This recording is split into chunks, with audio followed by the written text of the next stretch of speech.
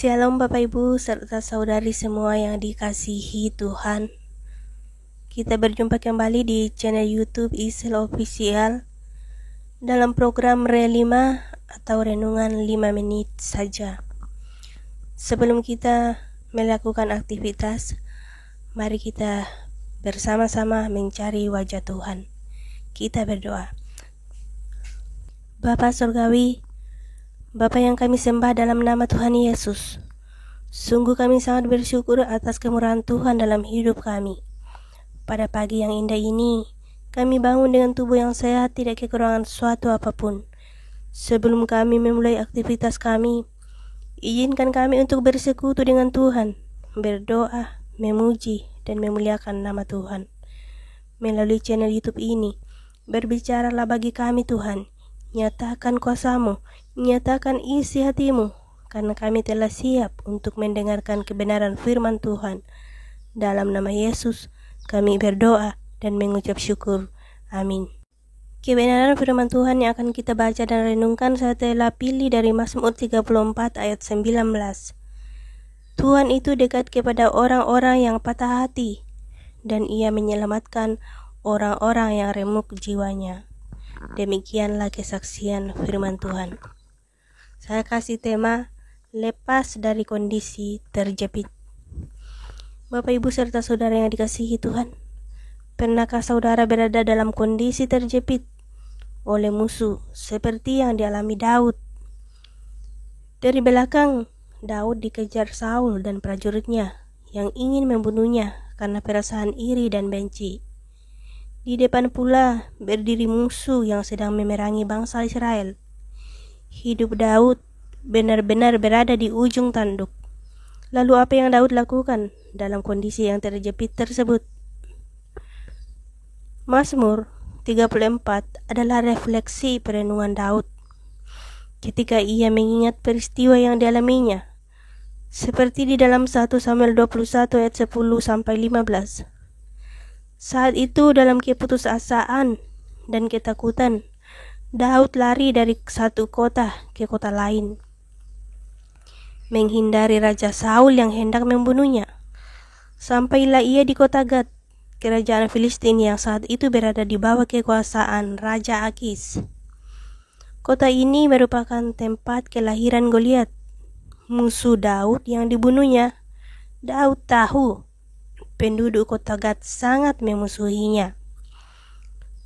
Para pegawai raja mengenalinya dan Daud menjadi takut sekali sehingga ia berpura-pura gila di hadapan Raja Akis.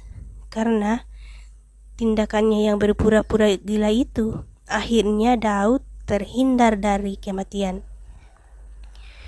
Melalui kisah ini, Daud tentu saja tidak bermaksud untuk mengajar kita berbohong dan menipu orang pada saat terjepit kesulitan. Daud bisa lolos dari bahaya sebenarnya karena belas kasihan Allah. Mazmur 34 menjadi perenungan Daud setelah ia bertobat dari dosanya. Ia mengungkapkan semua pergumulan penyesalan, rasa syukur, dan hikmah dari musibah yang dialaminya. Daud menyadari kegagalan dirinya dalam mengandalkan Tuhan. Ia sadar akan kesalahannya, lalu menyesal dan bertobat. Ia bermaksud membagikan pelajaran spiritual ini kepada banyak orang, termasuk generasi penerus. Daud menyatakan, "Kecaplah betapa baiknya Tuhan, karena Dia penuh dengan belas kasihan dan masih selalu menolong dirinya." Manusia berdosa yang kurang percaya dan tidak berseru penuh, sesungguhnya Tuhan pasti menjaga kita dan bertindak melepaskan kita dari musuh sesuai dengan waktu dan rencananya. Namun, apakah kita percaya dan taat kepada Tuhan Yesus? Apakah kita tetap takut kepadanya? Atau bukan sebaliknya takut kepada ancaman manusia? Mari kita bersyukur dan tetap setia berjalan bersama Yesus, karena hanya Dia yang menjadi sumber pengharapan dan andalan kita satu-satunya. Demikianlah firman Tuhan. Mari kita berdoa. Bapa Surgawi, Bapa di dalam nama Tuhan Yesus, firman-Mu yang telah kami baca dan renungan pada pagi yang indah ini, biarlah menjadi sulu dan pedoman dalam langkah hidup kami.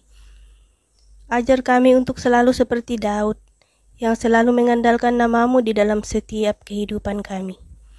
Bapa Surgawi, kami juga berdoa buat teman-teman kami yang sedang menyaksikan tayangan ini.